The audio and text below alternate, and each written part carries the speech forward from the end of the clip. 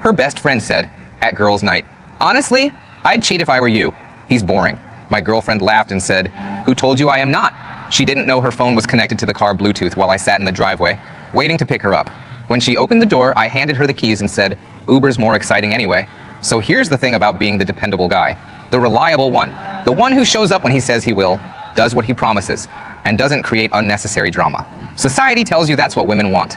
That being steady and consistent is attractive. That having your life together is a turn-on. Yeah, well, that's a load of garbage. I'm going to tell you about the night I learned that lesson in the most brutal way possible. And honestly, best thing that ever happened to me. But we'll get to that. My name's David, I'm 32, and I work as an accountant for a mid-sized manufacturing company in Ohio. Not the most exciting job, I know, but it pays well, has good benefits, and I'm home by 5:30 most days. I own my condo, drive a decent car, hit the gym 4 times a week, and have my finances in order. By all accounts, I had my life figured out. The condo was a 2-bedroom place I'd bought 3 years back. Nothing fancy, but it was mine. No roommates, no landlord, no drama. I'd furnished it carefully over time, piece by piece, making sure everything I bought was quality, the kind of stuff that lasts. I had a solid routine down. Wake up at 6, gym by 6:30, work by 8, home by 5:30, meal prep on Sundays, finances reviewed every Friday night. I know how that sounds. But there's something satisfying about having your life organized, about knowing where you stand. I'd been dating Amber for 3 years. We met through mutual friends at a barbecue. She was 29, worked in retail management at one of those upscale department stores, and had this infectious energy that drew people in. The kind of person who could walk into a room and immediately become the center of attention. She was always laughing, always had some story about her coworkers, always knew about the newest restaurant or event happening in town. I liked that about her initially. I'm more introverted, more measured. We seemed to balance each other out. She'd drag me to social events I would have skipped, and I'd provide the stability and calm she claimed she needed after dealing with chaos at work all day. The first year was good. We'd cook dinner together, watch movies, take weekend trips. Normal couple stuff. She seemed happy. I was happy. Year 2 is when I started noticing changes. She'd get restless during quiet nights in. Started sighing when I'd suggest staying home. Would scroll through her phone during conversations. I chalked it up to work stress. Year 3 is when Blake showed up. New guy at her store. Suddenly it was Blake this, Blake that. Blake had this brilliant idea. Blake closed this massive sale. Blake suggested this great lunch spot. Every single day, Blake was part of the conversation. Every time I'd mention how much she talked about him, she'd get defensive. Tell me I was being insecure, that he was just a coworker, that I was reading into things that weren't there. So I backed off. That's what you do when you trust someone, right? Yeah, look where that got me. Or so I thought. Looking back now, I can see all the signs I ignored. The way she'd get bored during our quiet evenings at home, how she'd scroll through her phone while I talked about my day, the increasing frequency of girls' nights out, the new interest in her appearance that coincided with a new hire at her store. Some guy named Blake who she mentioned way too often for someone who was supposedly just a coworker. But I'm getting ahead of myself. 3 months before everything imploded, Amber started pushing hard for us to move in together. Her lease was coming up, and she wanted to find a place together. Told me it was the natural next step, that we'd been together long enough, that it would be more practical financially. She started sending me listings. Apartments with bigger kitchens, places with gyms in the building, condos near my work. She'd sit on my couch scrolling through rental sites, pointing out features she thought I'd like. I wasn't against the idea, but something in my gut was telling me to pump the brakes. I liked my space, liked my routine, and I wanted to be certain before taking that step. So I told her I needed time to think about it, that I wanted to be thoughtful about the decision rather than rushing. She did not take that well. Suddenly, I was being accused of not being serious about the relationship, of being emotionally unavailable, of not prioritizing her. All because I wanted to think about a major life decision. We had our first real fight. She cried, said she felt like I was stringing her along. I stayed calm, said I wasn't saying no, just not yet, that we could talk about it again in a few months. She didn't speak to me for 3 days, then came back acting like nothing happened, but something had shifted. She was colder, more distant, but I stuck to my guns. Looking back, my gut was screaming that something was off. That's when the girls' nights increased dramatically. What used to be occasional became every single Thursday, plus random Fridays. Sometimes Saturdays. She'd text me in the afternoon, "Going out with the girls tonight? Don't wait up." Or, "Jessica needs me tonight, girl crisis." Or, "Rachel's having a rough time, dinner and venting." Always vague, always just believable enough that questioning it would make me look controlling. She'd come home late smelling like restaurant food, immediately shower and get ready for bed. Wouldn't want to talk much, just, it was fine. Same old stuff, you know how it gets. Then an hour on her phone before falling asleep, screen angled away from me. Nothing concrete, just enough to make that voice in the back of my head louder. But I pushed it down, told myself I was being paranoid. The Thursday that changed everything started normal. Woke up at 6, gym by 6:30, work by 8, regular day, regular meetings.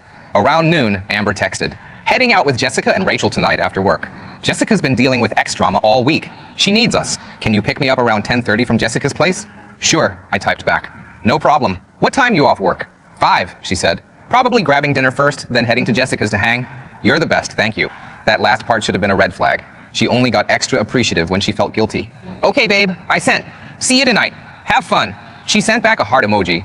I finished my afternoon. Quarter end reports, client call, boss meeting, left work at 5:30 sharp, hit the gym, leg day, full hour, stopped at the grocery store after, chicken, vegetables, meal prep supplies, home by 7:30, made dinner, grilled chicken, roasted broccoli, rice, ate while watching that World War II documentary I'd been working through. 8:30, started meal prep, cut vegetables, seasoned chicken, portioned everything. By 9:30, my fridge was stocked for the week. Cleaned the kitchen, took a shower, checked the time. 10:05, Jessica's place was 20 minutes away. I grabbed my keys, wallet, phone, put on a jacket. The temperature had dropped. Checked my gas tank through the app. 3/4 full. More than enough. Left at 10:15. Windows cracked. Cool night. Some podcast about financial planning playing. 20 minutes later, I pulled into Jessica's parking lot. Found a spot near her building. Texted Amber. Got here early. Take your time, no rush. She read it immediately. No response. I put my phone in the cup holder. Turned on music. Figured I'd wait a few minutes.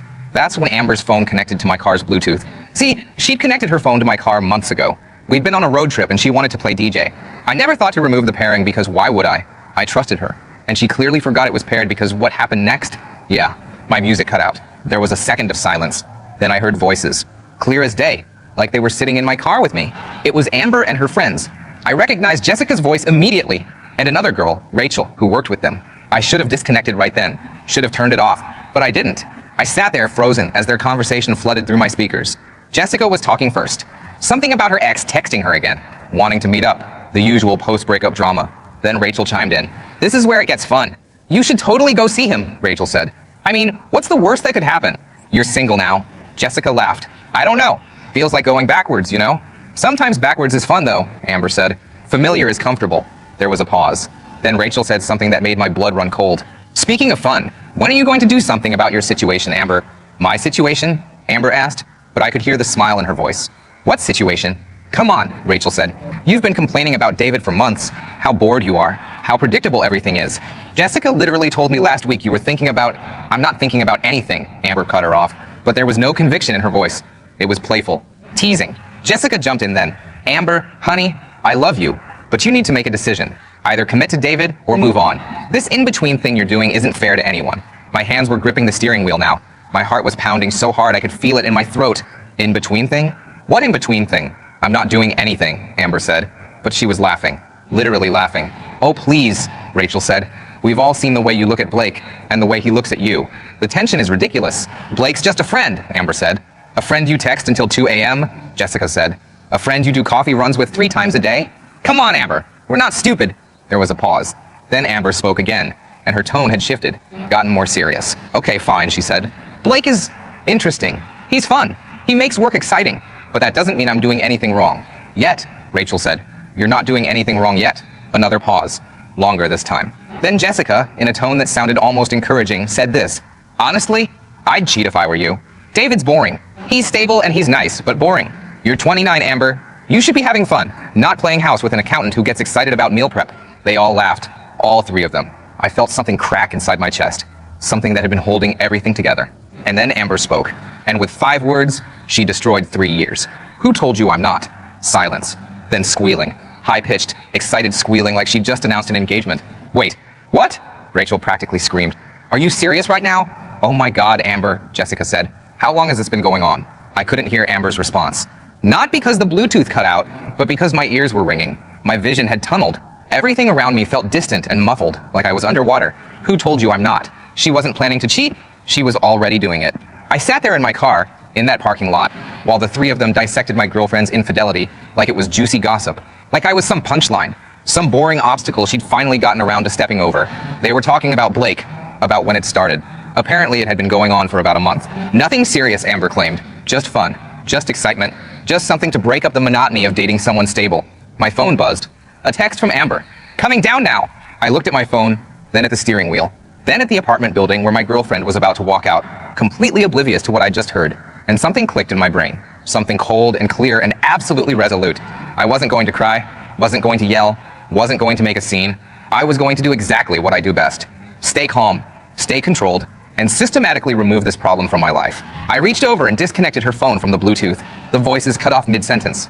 I sat back in my seat, took a deep breath, and waited. 2 minutes later, Amber came walking out of the apartment building. She was laughing at something, typing on her phone, probably texting Blake if I had to guess. She looked up, saw my car, and smiled. That same smile she'd given me 1,000 times before, except now it just looked fake. She walked over and opened the passenger door. "Hey babe," she said, sliding into the seat. "Sorry, lost track of time. You know how it is." I looked at her, really looked at her, and I saw a stranger? "Yeah," I said. "I know exactly how it is." She buckled her seatbelt, still looking at her phone. "Thanks for picking me up. You're the best." I reached into my center console and pulled out my car keys. All of them. House key, car key, the spare key to her apartment she'd given me. I held them out to her. She looked up, confused. "What's this?" "Your ride," I said. "Well, former ride. You'll need to find another way home." Her face went from confused to concerned. "David, what are you talking about?" "I'm talking about the fact that your phone connected to my car Bluetooth about 15 minutes ago. And I heard everything." I watched the color drain from her face in real time. It was almost satisfying. Almost. "David, Save it," I said. "I don't want to hear it. I'm not interested in explanations or excuses or whatever you think is going to fix this. You cheated. You laughed about it with your friends. You called me boring. And honestly, that's fine. You're entitled to your opinion. But I'm also entitled to remove myself from the situation. So here's what's going to happen. You're going to take these keys, get out of my car, and find your own way home. Maybe call Blake. I hear he's fun." She was staring at me like I'd grown a second head. "David, please, let me explain. It's not what you think. It's exactly what I think," I said.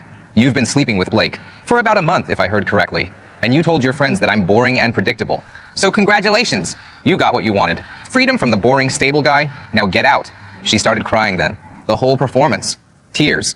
Trembling lip. The works. "David, I made a mistake. I'm so sorry. It didn't mean anything. Blake doesn't mean anything. You're the one I love." "If I'm the one you love," I said, voice flat, "you've got a really strange way of showing it." I reached across her and opened the passenger door. "Out. Now."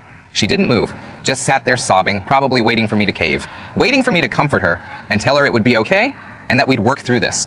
Yeah, that wasn't happening. I pulled out my phone and opened the Uber app. Then I turned the screen toward her. "See this?" I said. "I can either wait for you to get out voluntarily, or I can call you an Uber and sit here while you wait for it in the parking lot. Your choice.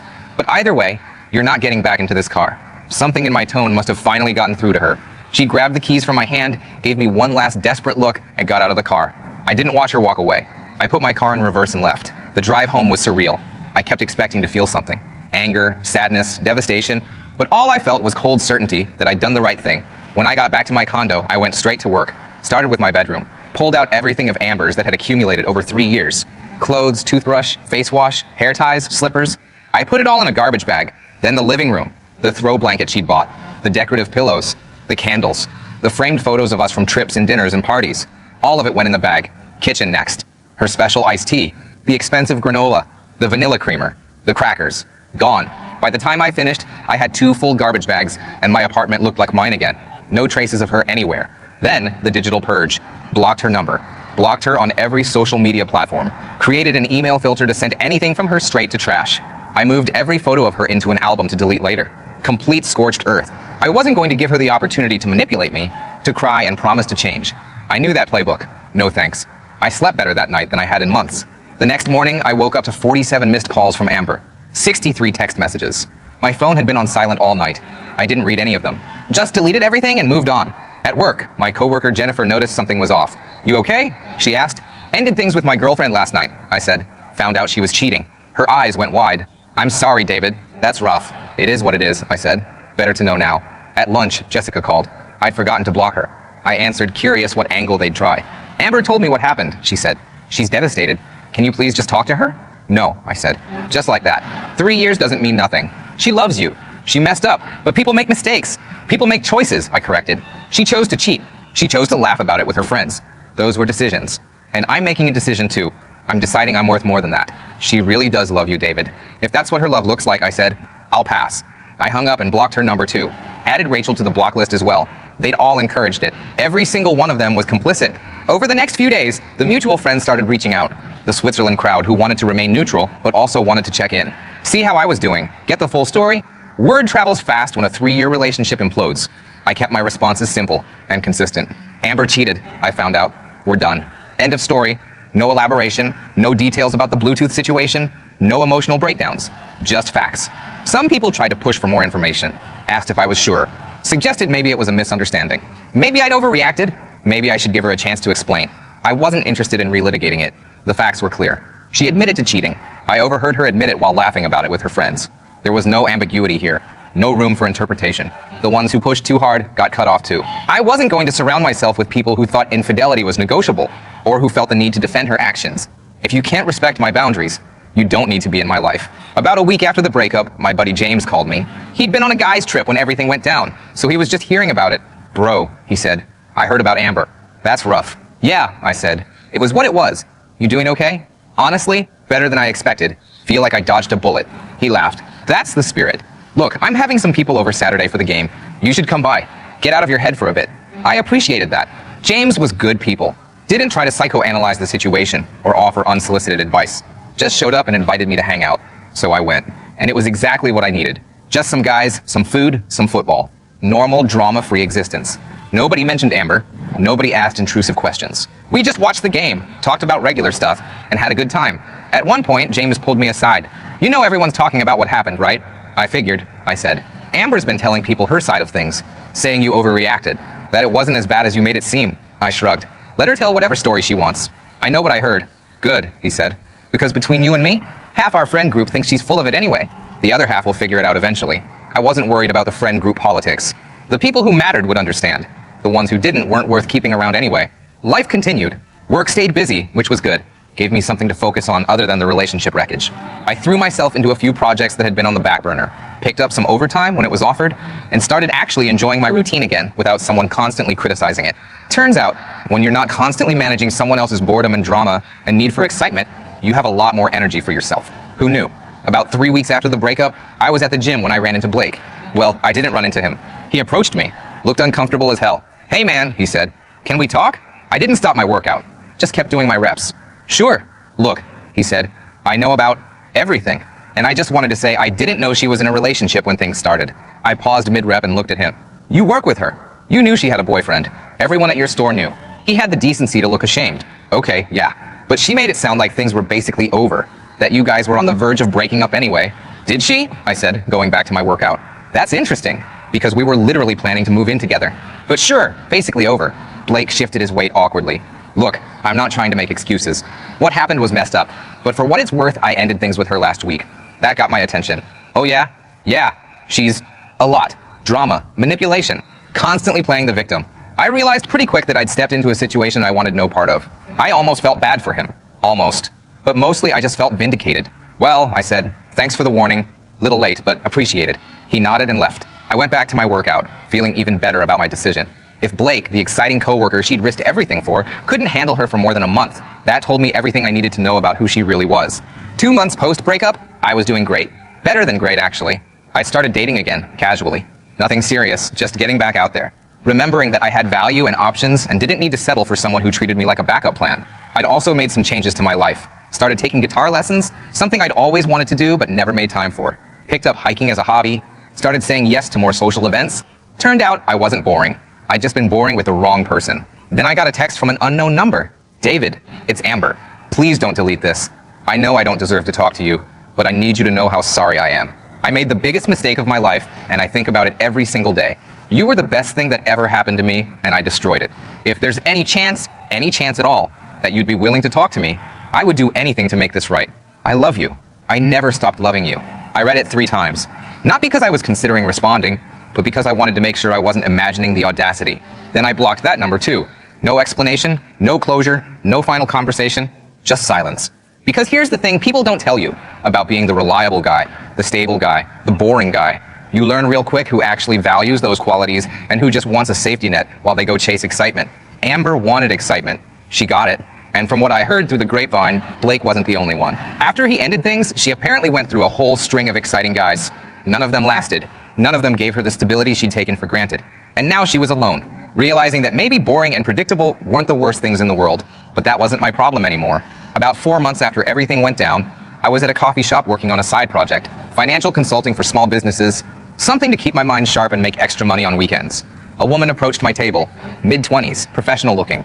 Excuse me, she said. I don't normally do this, but I've seen you here a few times. Are you a financial consultant? I looked up. Yeah. I'm an accountant, but I do consulting on the side. She smiled. Perfect. I'm starting a business and I'm lost on the financial side. Any chance you'd be willing to chat about it? Sure, I said. I've got time now. Her name was Olivia. She was starting an online boutique and needed help with books, taxes, and financial modeling. We talked for 2 hours. She was sharp, asked good questions, took notes. I found myself enjoying it. Not just teaching, but her. She wanted to understand, not just be told what to do. By the end, I'd agreed to help her set up her financial system, and then she asked if I was single. I wasn't expecting that, but I was interested. For the first time in 4 months. I'm single, I said. Yeah, I'd like that. Let's get the business stuff figured out first, then we can do dinner. Perfect, she said. Over the next 3 weeks, we met 4 more times. I helped her set up bookkeeping software, walked her through tax implications, built a financial model. She was a quick learner. By our 4th meeting, she had a comprehensive plan. You're all set, I told her. Thanks to you, she said. What do I owe you? How about dinner instead? I said. We went to an Italian place that night, talked for 3 hours. She told me about growing up wanting to do fashion, but getting a business degree to be practical. About how she was ambitious, but understood starting a business was hard. I told her about my life, my work, my approach to planning. I was honest about the breakup. 3-year relationship, girlfriend cheated, I found out, ended it immediately. She didn't judge, just said that sounded hard. Then she said, for what it's worth, I don't think you sound boring at all. You sound like someone who has his life together. And that's attractive. Something in my chest unclenched. That was 6 months ago. We've been dating ever since. Olivia thinks my stability is attractive. She appreciates that when I say I'm going to do something, I follow through. Her boutique launched 3 months ago, and it's doing better than projected. Revenue's up 40% from initial forecasts. She's already thinking about expansion. She hits me up sometimes with financial questions. Should she hire an employee or stay solo for now?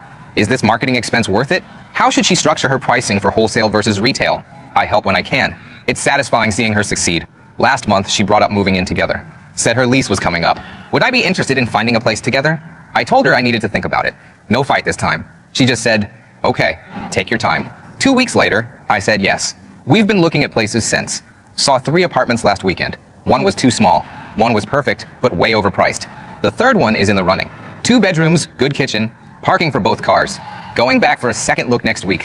Her parents want to meet me. They're coming to town next month, taking us to dinner. She's nervous about it, but trying to play it cool. I'm not worried. Parents usually like me. Work's been solid too. Got assigned a major client last week. Manufacturing company expanding to 3 new locations. They need comprehensive financial restructuring. It's the kind of project that could lead to a promotion if I handle it right. My boss pulled me aside yesterday. Said he's impressed with how I've been performing. Asked if I'd be interested in a senior analyst position that's opening up in Q2. More money, more responsibility, small team to manage. I said yes. Interviews scheduled for next month. I ran into Amber one more time, about 8 months after the breakup. Grocery store on a Sunday afternoon. I was with Olivia, debating which cheese to get for some recipe. Amber was in the checkout line, alone. She looked different, thinner, hair shorter and a different color. She looked up and saw me. Saw Olivia. Her face went through about 6 emotions in 3 seconds. I didn't acknowledge her.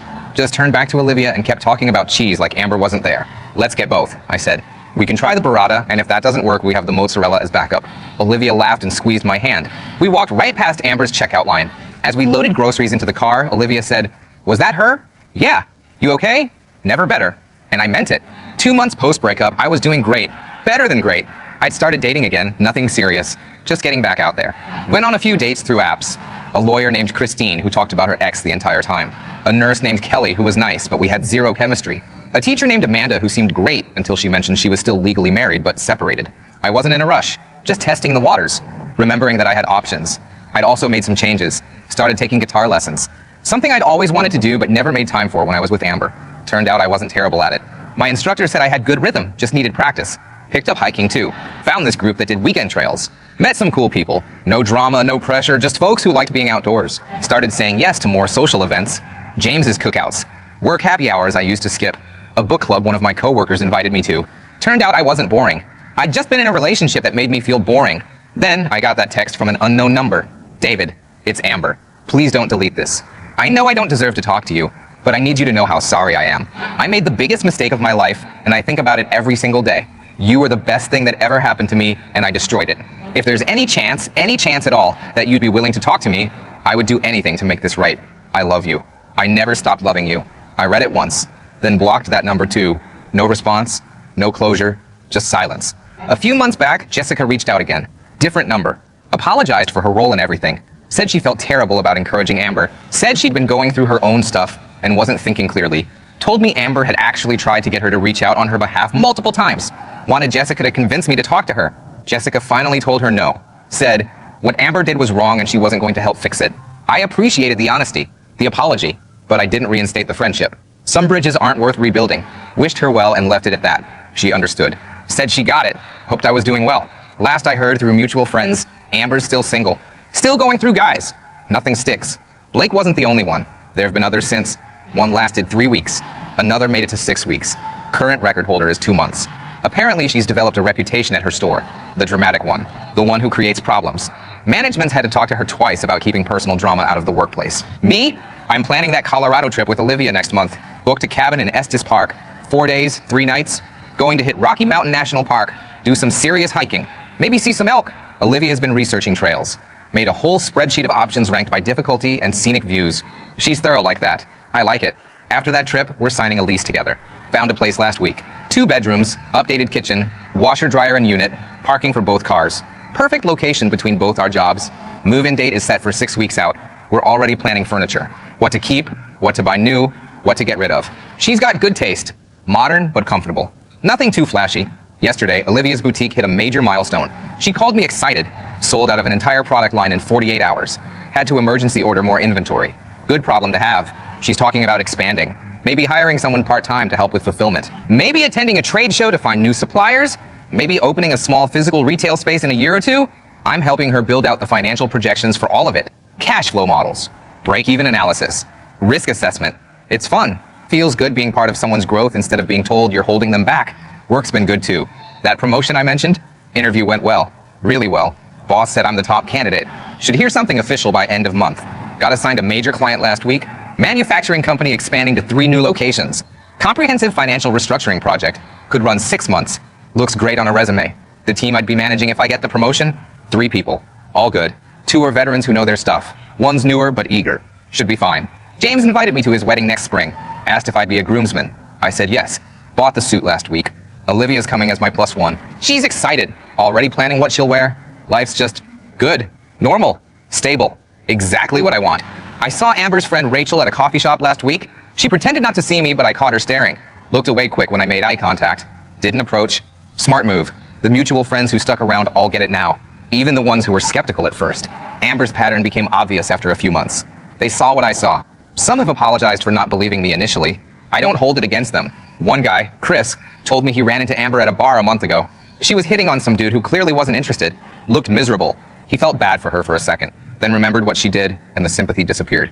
I didn't ask for details. Didn't care to know more. That chapter's closed. Olivia and I spent last weekend hiking. Found this trail we'd never been to. Moderate difficulty, about 6 miles. Views were incredible. Packed sandwiches, found a good spot by a creek, had lunch there. Talked about random stuff. Her family. My work. What we want to do with the 2nd bedroom in the new place. Office. Guest room. Combination. She fell asleep on my shoulder for a bit. Just sitting there by the creek. I let her rest. No reason to wake her. That's the kind of life I have now. Peaceful. Uncomplicated. No constant drama or need for excitement or validation from multiple sources.